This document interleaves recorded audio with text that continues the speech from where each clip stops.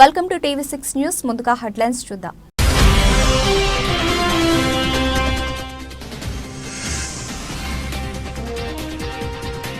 తనయుడితో కలిసి కాంగ్రెస్ లో చేరిన డిఎస్ ఠాక్రే రేవంత్ సమక్షంలో చేరిక.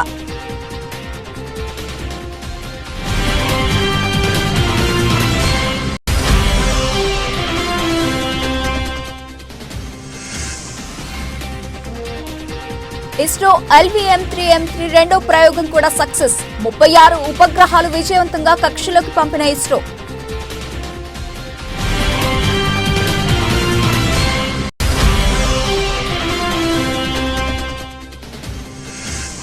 మంత్రి సురేష్ కి తప్పిన ప్రమాదం. ఇసుక తిన్నెల్లో ఒరిగిపోయిన పారా మోటరింగ్ వాహనం, అప్రమత్తమైన సిబ్బంది.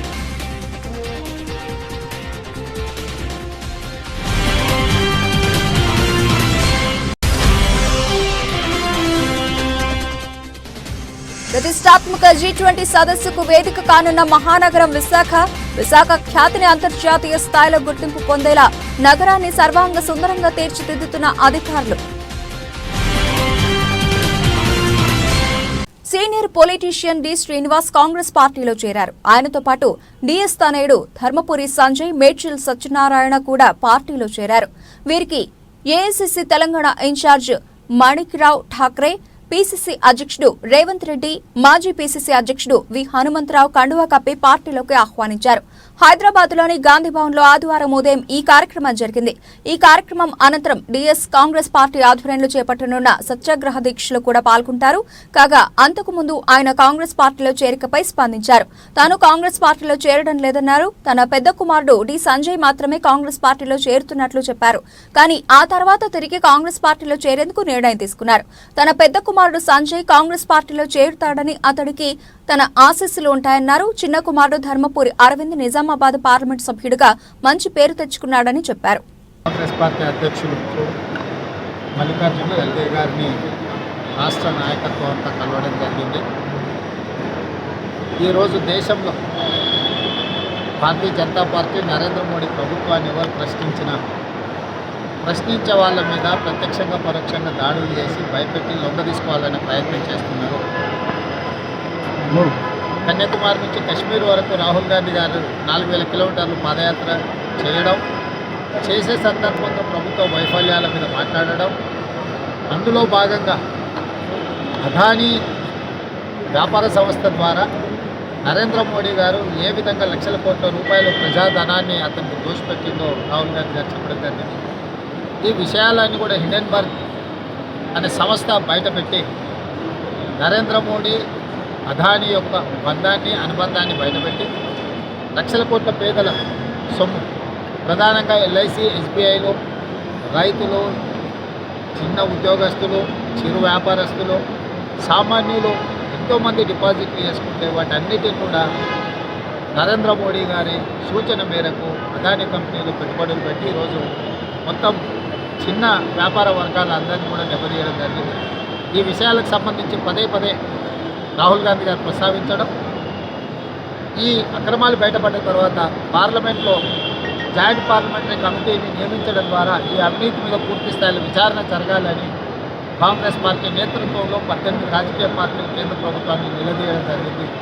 ఈ ఒత్తిడిని, ఈ అవినీతిని దారి మళ్లించడానికి, కప్పిపుచ్చడానికి రాహుల్ గాంధీ గారిని అనర్హత వేటి భారతీయ జనతా పార్టీ ఒత్తిడి మేరకు వేయడం జరిగింది. ఈ విషయాలకు సంబంధించి మల్లికార్జున ఖర్గే గారితో మాట్లాడడం, వారి సూచన మేరకు రేపు మహాత్మా గాంధీ విగ్రహం గాంధీ భవన్లో ఉదయం 10 గంటల నుంచి సాయంత్రం 5 గంటల వరకు నిరసన దీక్ష చెప్పడానికి ఏఐసీసీ ఆదేశాలు ఇచ్చింది. ఆ కార్యక్రమాలను అన్నింటినీ కూడా అమలు చేస్తాం. భవిష్యత్ కార్యాచరణ కూడా ఏఐసీసీ ఆదేశాల మేరకు తెలంగాణ కాంగ్రెస్ పార్టీ తీసుకెళ్లడం జరుగుతుంది. ఇస్రో వాణిజ్య విభాగం న్యూ స్పేస్ ఇండియా లిమిటెడ్ 72 ఉపగ్రహాలను ప్రయోగించడానికి OneWebతో గతంలో ఒప్పందం చేసుకుంది. 2022 అక్టోబర్ 23న 36 ఉపగ్రహాలు, ఈ రోజు మరో 36 ఉపగ్రహాలను నెంగిలోకి పంపింది. వాణిజ్య ప్రయోగాల్లో ఇస్రో మరోసారి సత్తా చాటింది. LV-M3 విజయవంతంగా నింగిలోకి దూసుకెళ్లింది. మొత్తం 36 ఉపగ్రహాల్లో 16 ఇప్పటికే వాటి కక్షల్లో కుదురుకున్నాయి. మిగతా 20 ఉపగ్రహాలు రాకెట్ నుంచి వీడిపోయి భూమిపై ఉన్న ఎర్త్ స్టేషన్లకు సిగ్నల్స్ పంపిస్తాయని తెలిపారు అధికారులు.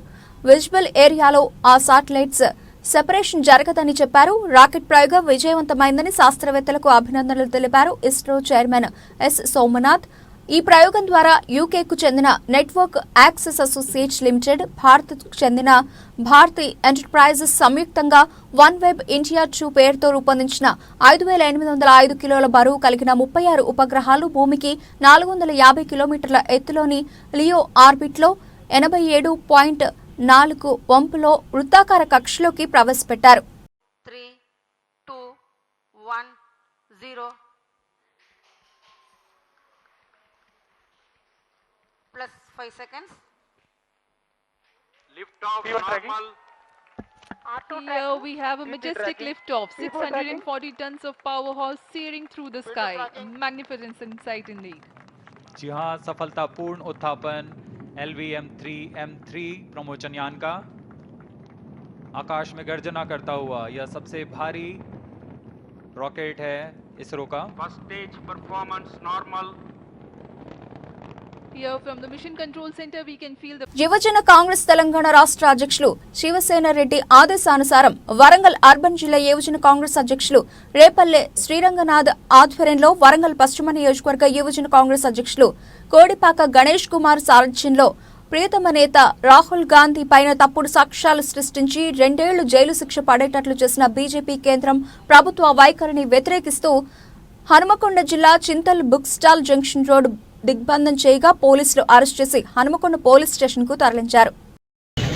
భావి భారత ప్రధాని, కాబోయే ప్రధాని మన దేశాన్ని రక్షించడానికి కాశ్మీర్ నుంచి కన్యాకుమారి వరకు పాదయాత్ర చేసిన రాహుల్ గాంధీ గారి మీద ఒక తప్పుడు సాక్ష్యాలతోటి 2 సంవత్సరాలు జైలు శిక్ష విధించే విధంగా అక్కడ కోర్టులో నిర్వహించిన తర్వాత దాని ప్రకారంగా నిన్న పార్లమెంట్ సెక్రటరీ గారు పార్లమెంట్ సభ్యత్వాన్ని రద్దు చేస్తూ ఒక సర్క్యులర్ రిలీజ్ చేయడం జరిగింది.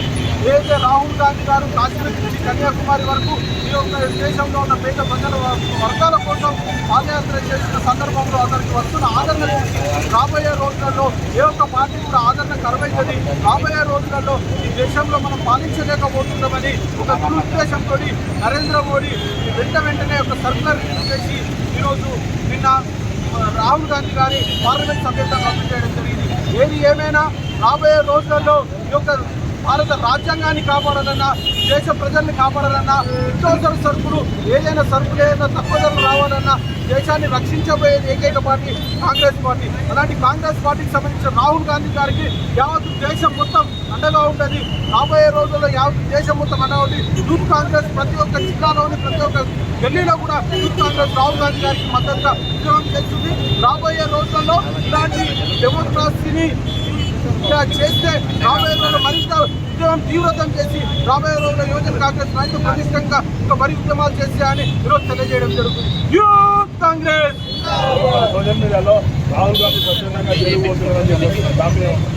రాహుల్ గాంధీ గారు జైల్లోకి కానీ ఎలాంటి కానీ భయపడనని రాహుల్ గాంధీ గారు నిన్న సోషల్ మీడియాలో ప్రకటించారు. మీరు జైల్లో పెట్టినా ఇంకెక్కడ పెట్టినా రాహుల్ గాంధీ గారు ఈ స్టడీ ఫర్ టు డై, ఈ స్టడీ ఫర్ డై తన చావును కూడా దేశ ప్రజల కోసం త్యాగం చేయడానికి సిద్ధంగా ఉన్నారు.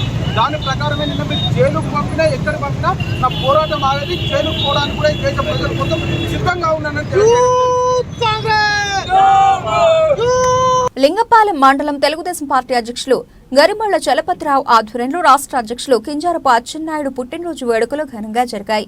ముఖ్య అతిథిగా విచ్చేసినటువంటి చింతలపూడి మాజీ శాసనసభ్యులు ఘంటా మురళీ రామకృష్ణ మాట్లాడుతూ రాష్ట్రంలో సైకో పాలన అమలు నడుస్తోందని, గతంలో జరిగిన గ్రాడ్యుయేట్ ఎమ్మెల్సీ ఎన్నికల్లో, అసెంబ్లీలో జరిగిన ఎమ్మెల్సీ ఎన్నికల విషయంలో రాష్ట్ర ప్రజలు జగన్మోహన్ రెడ్డికి తగిన బుద్ధి చెప్పారని, అదేవిధంగా 2024లో జరగబోయే అసెంబ్లీ ఎన్నికల్లో శాశ్వతంగా ఈ వైఎస్ఆర్సీపీ ప్రభుత్వాన్ని బంగాళాఖాతంలో కలపడానికి రాష్ట్ర ప్రజలు ఎదురు చూస్తున్నారని, తిరిగి మరలా మాన్యశ్రీ నారా చంద్రబాబు నాయుడు ముఖ్యమంత్రిగా ప్రమాణ స్వీకారం చేస్తారని తెలియజేశారు. మాట్లాడేళ్ళాడు అదే చెప్పేది మొదటి నుంచి అందరూ చెప్పేది.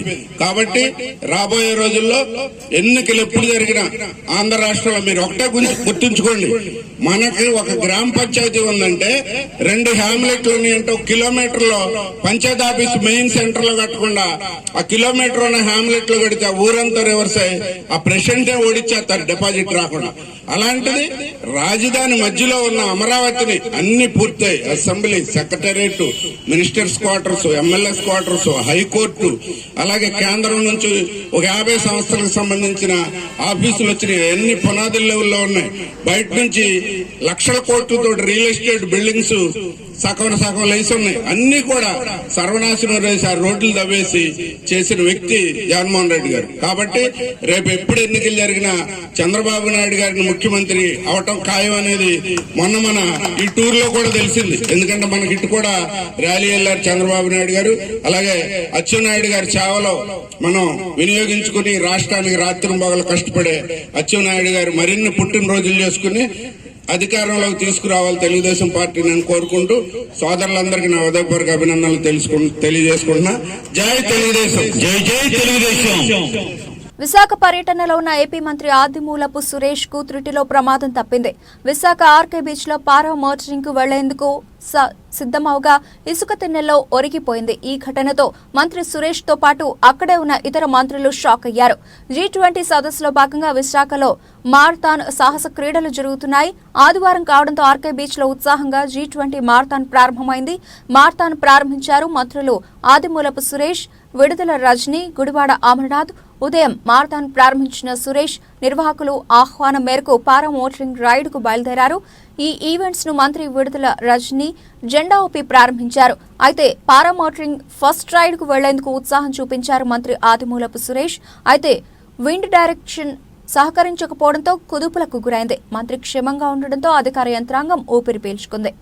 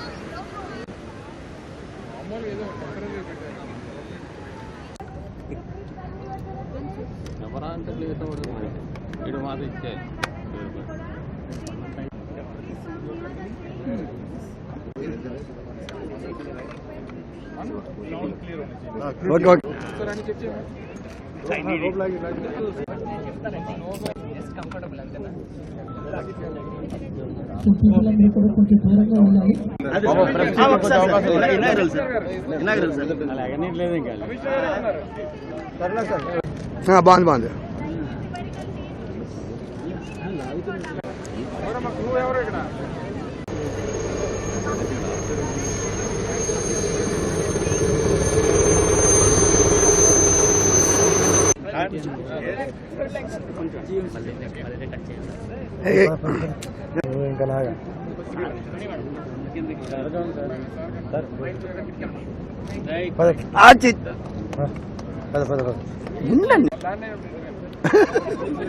ఎత్తుకెళ్ళిపోగలరు. ప్రతి ఒక్కరు కొంచెం దూరంగా ఉండాలండి. ఇక్కడ దాకా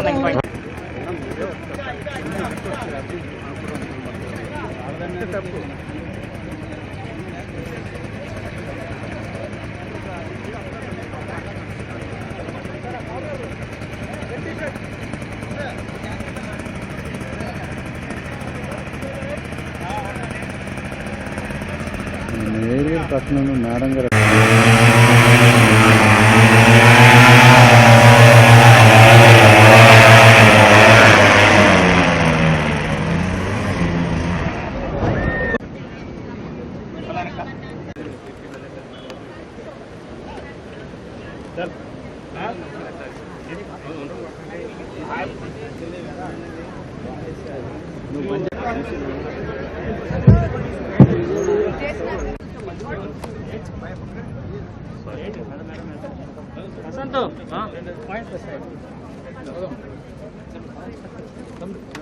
మేడం ఒక వాయిస్ మేడం.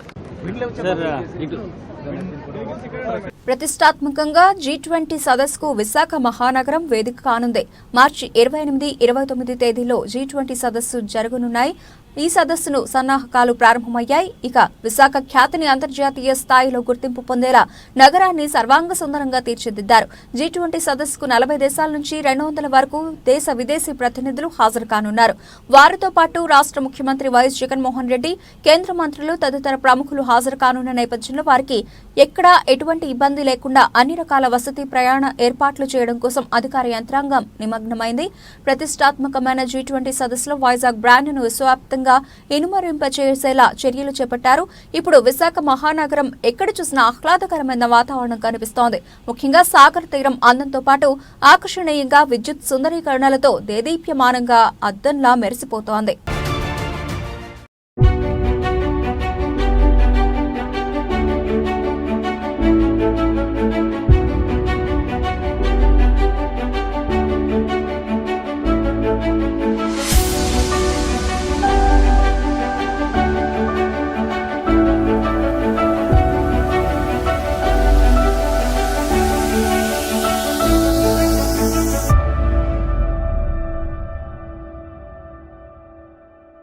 టీడీపీ యువనేత సీనియర్ నేత అయ్యన్న పాత్రుడు కుమారుడు చింతకాయల విజయ్కు ఏపీ సిఐడి మరోసారి నోటీసులు జారీ చేసింది.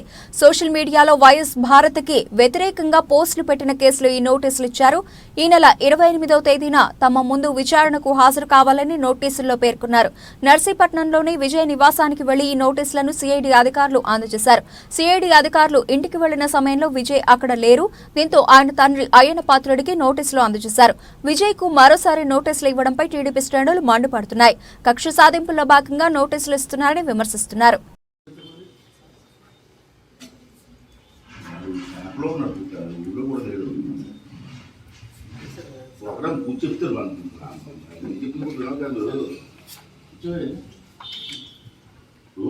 క్యాంప్లో ఉన్నాడండి. నేను తీసుకోవడానికి అభ్యంతరం లేదు, కానీ షార్ట్ నోట్స్ నేను తీసుకున్న కమ్యూనికేషన్ చూపిస్తున్నాను. ఆడపడతాడు, ఇది అవకాశం తీసుకొని మీరు ఏమో రెచ్చిపోతారు. అంటే మీరు మళ్ళీ నాకు 6 రోజులు టైం ఇస్తే నేను తీసుకుంటాను. 6 రోజులు టైంలో ఇవ్వగలవా? నేను తీసుకోవాలనుకుంటే టైం చాలు నాకు. నేను తీసుకుంటాను, నేను కమ్యూనికేషన్ పెడతాను. అడగొడతాను 25,000 కదా, రాలేడు. నేనే తీసుకోవాలనుకుంటే మీరు డేట్ మార్చిన 6 రోజులు నేను పంపించండి, నేను తీసుకుంటాను. కారు రాసిస్తే లేదనుకుంటే డేట్ పొడిగించి వాళ్ళు పంపిస్తాను. ఎవరు ఇవాళ డేట్ ఇప్పుడు నిన్న విజయవాడ అక్కడ ఢిల్లీ వెళ్ళట్టు ఉంది. ఎక్కువ సీగా చెప్పి సార్ ఉన్నారని తీసుకుంటారు. అది తక్కువ టైం 2 days టైం ఉంది. 2 days కమ్యూనికేషన్ చేసి రావడం జరుగుతుంది. అది కండిషన్ ఎక్స్టెండ్ చేయమని. కర్నూలు జిల్లా ఎమ్మికనూరులో ఎన్టీఆర్ కాలనీ ఎస్ఆర్కే ఇన్స్టిట్యూట్లో కేంద్ర ప్రభుత్వం పేద ప్రతిభావంతులైన విద్యార్థులకు ఆర్థిక సహాయం అందించే national means cum merit scholarship 2022-23కు ఎస్ఆర్కే ఇన్స్టిట్యూట్ నుంచి 15 మందికి విద్యార్థులకు గాను 11 మంది విద్యార్థులు ఉత్తీర్ణత సాధించినందుకు ఇన్స్టిట్యూట్లో ఘనంగా వేడుకలు నిర్వహించారు. ఈ వేడుకల్లో ఉత్తీర్ణత సాధించిన విద్యార్థులతో కేక్ కట్ చేయించి సంబరాలు జరుపుకున్నారు. 9వ తరగతి నుంచి 20 ఇంటర్మీడియట్ వరకు ప్రతి సంవత్సరం 12,000 రూపాయలు పేద విద్యార్థులకు అందిస్తుంది. ఈ కార్యక్రమంలో ఉపాధ్యాయులు మాట్లాడుతూ ఉత్తీర్ణత సాధించిన విద్యార్థులకు మరియు అందుకు సహకరించిన తల్లిదండ్రులకు కృతజ్ఞతలు తెలియజేశారు. ఉపాధ్యాయులు యూసుఫ్ బాషా, రాము, మునిస్వామి, సుధాకర్, విద్యార్థులు పాల్గొన్నారు. నా హృదయపూర్వక ధన్యవాదాలు. నా పేరు కీర్తి, నేను MMS పాస్ అయ్యాను. నేను ఎస్ఆర్కే ట్యూషన్లో చదువుతున్నాను. నన్ను ఎంకరేజ్ చేసిన నా పేరెంట్స్కు, నా టీచర్స్కు థ్యాంక్స్. నా పేరు భవానీ, నేను NMMS పాస్ అయ్యాను. ఎస్ఆర్కే ట్యూషన్ వల్ల నేను పాస్ అయ్యాను చెప్తున్నాను. నాకు ఎంకరేజ్ చేసిన స్టూడెంట్స్, నాతోటి విద్యార్థులు, టీచర్స్, స్కూల్లో టీచర్స్ అందరికీ థ్యాంక్స్ చెప్తున్నాను. నేను ఎస్ఆర్కే ట్యూషన్లో చదువుతున్నాను. నేను NMMSలో పాస్ అయ్యాను.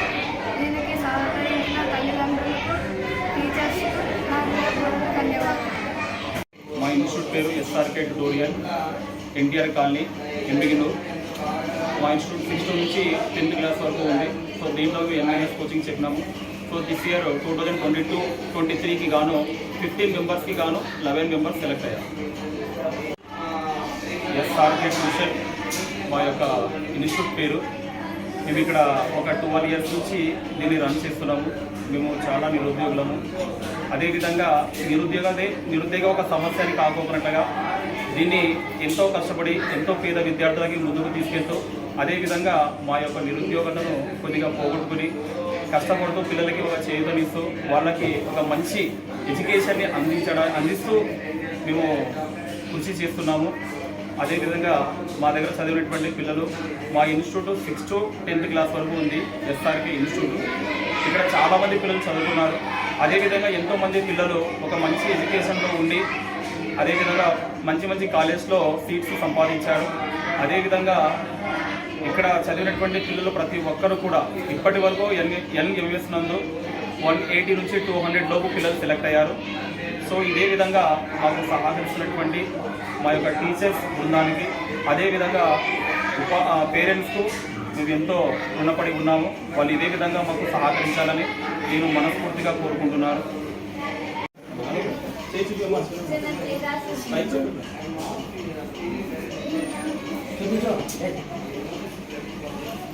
మధుర నియోజకవర్గ కేంద్రంలో రాష్ట్ర రవాణా శాఖ మంత్రి పువ్వాడ అజయ్ కుమార్ విస్తృతంగా పర్యటించారు. మధురలో 5.20 కోట్ల రూపాయలతో ఏర్పాటు చేసిన tank bund, walking track, open gym తదితర పనులను ప్రారంభించారు. టూరిజం శాఖ ఆధ్వర్యంలో ఏర్పాటు చేసిన స్పీడ్ బోట్ ను ప్రారంభించారు. పట్టణంలోని వర్తక సంఘం రోడ్డు వద్ద 4.50 కోట్ల రూపాయలతో నూతనంగా నిర్మించిన veg and non veg market ను మంత్రి పువ్వాడ అజయ్ కుమార్ ప్రారంభించారు. తెలంగాణ తల్లి సెంటర్ వద్ద నూతనంగా నిర్మించనున్న నూతన మున్సిపల్ భవనం, అంబేద్కర్ భవనం, డంపింగ్ యార్డు, వివిధ అభివృద్ధి నిర్మాణ పనులకు శంకుస్థాపన చేశారు. రాయపట్నం సెంటర్లో చేపట్టనున్న ప్రధాన రహదారి విస్తరణ, సెంట్రల్ లైటింగ్ పనులు, సిసి రోడ్స్, డ్రైనేజీల నిర్మాణ పనులకు శంకుస్థాపన చేశారు. అలాగే జెడ్పీ చైర్మన్ లింగాల కమల్ రాజ్, జిల్లా కలెక్టర్ గౌతమ్, అలాగే ఎంపీ నామా నాగేశ్వరరావు, ఎమ్మెల్సీ తాత మధు, మున్సిపల్ చైర్మన్ మండుతోక లత, మున్సిపల్ కమిషనర్ రామాదేవి పాల్గొన్నారు.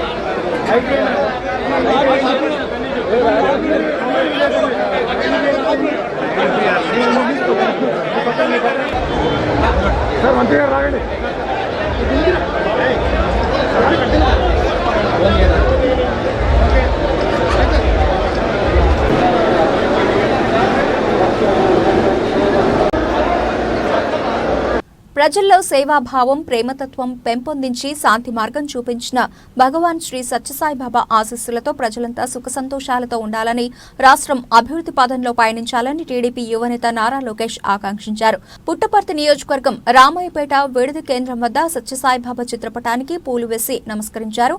విద్య, విజ్ఞానం, వైద్యారోగ్యం, సేవా కార్యక్రమాలు చేపట్టిన భగవాన్ సత్యసాయిబాబా స్ఫూర్తితో ప్రజాసేవకి అంకితమవుతానని ప్రతిజ్ఞ చేశారు.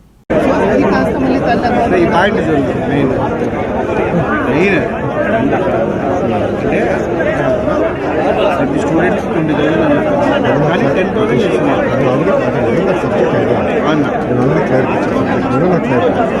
మాటలో చెప్పాలంటే సార్ ఇంతకు ముందు మీ గవర్నమెంట్ ఎలా ఉందో అలాగే కావాలి అది ఆల్రెడీ నేను విద్యార్థులతో యువకులతో మీటింగ్ పెట్టుకున్నప్పుడు నేను చాలా స్పష్టంగా ఉంటాను. దీనిపైన పార్టీ విధానం చాలా clarity. Thank you.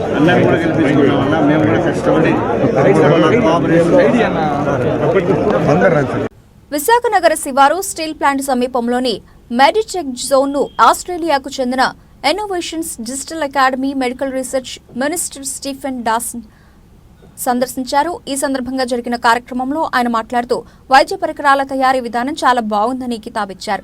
India Australia మధ్య ఎన్నో ఏళ్లుగా సత్సంబంధాలు కొనసాగుతున్న విషయాన్ని డాసన్ గుర్తు చేశారు.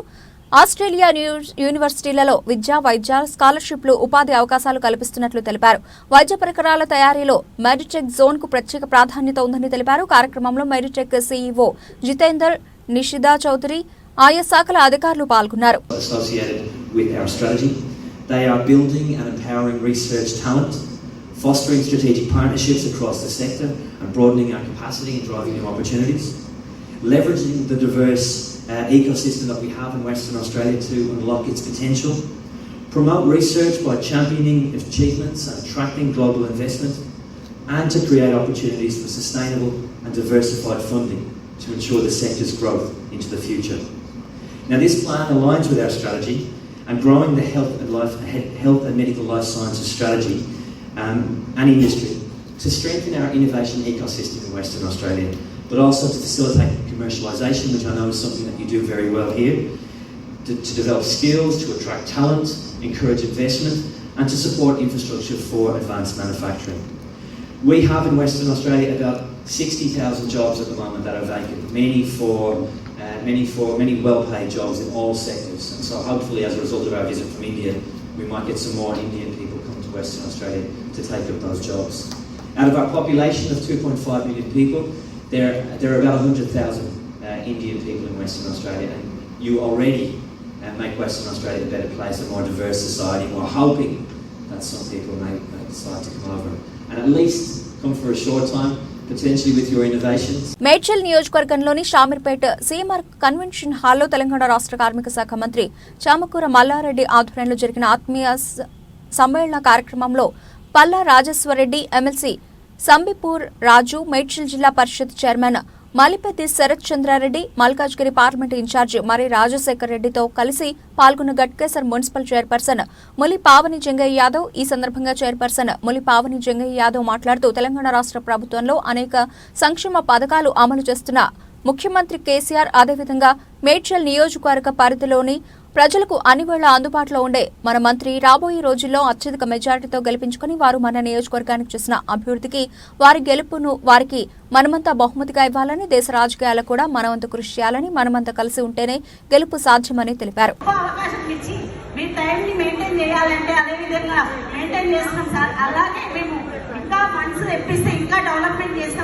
అలాగే మాకు పెద్ద సమస్య అంటే సార్ దృష్టికి తేవడం జరిగింది. మాకు బ్రిడ్జ్ ఒకటే పెద్ద సమస్య సార్.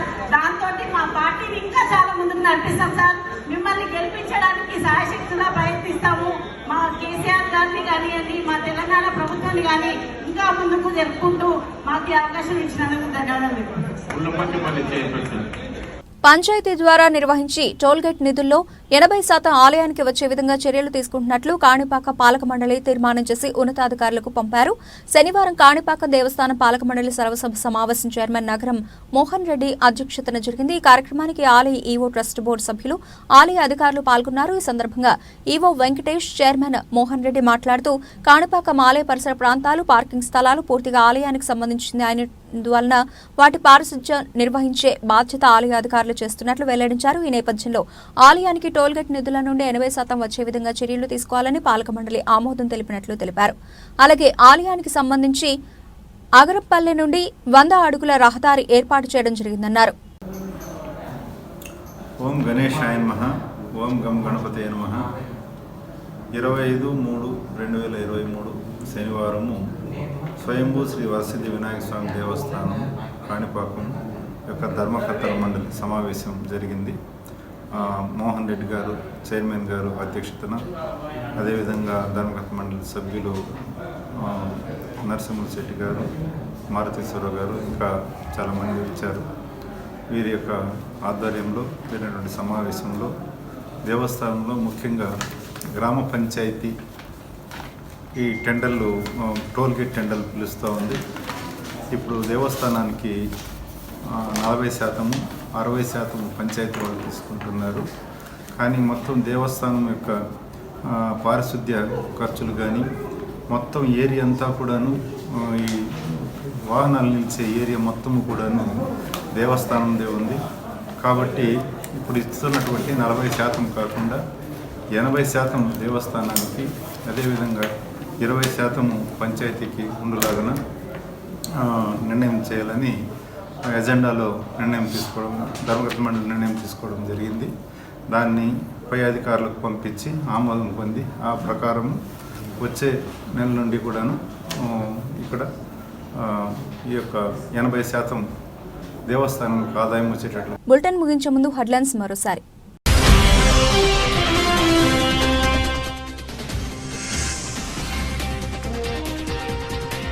తనయుడితో కలిసి కాంగ్రెస్ లో చేరిన డిఎస్ ఠాక్రే రేవంత్ సమక్షంలో చేరిక.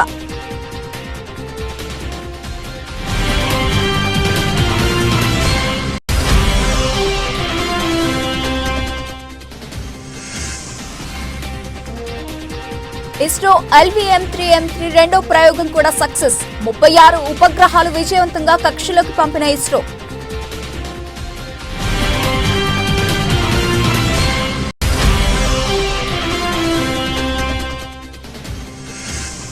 మంత్రి సురేష్ కి తప్పిన ప్రమాదం. ఇసుక తిన్నెల్లో ఒరిగిపోయిన పారా మోటరింగ్ వాహనం, అప్రమత్తమైన సిబ్బంది.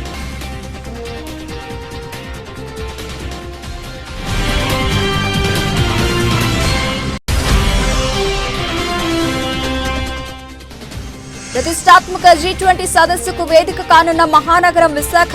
విశాఖ ఖ్యాతిని అంతర్జాతీయ స్థాయిలో గుర్తింపు పొందేలా నగరాన్ని సర్వాంగ సుందరంగా తీర్చిదిద్దుతున్న అధికారులు. ఇవి ఇప్పటివరకు అప్డేట్స్. మరిన్ని అప్డేట్స్ తో మళ్ళీ కలుద్దాం. అంతవరకు సెలవు. నమస్తే.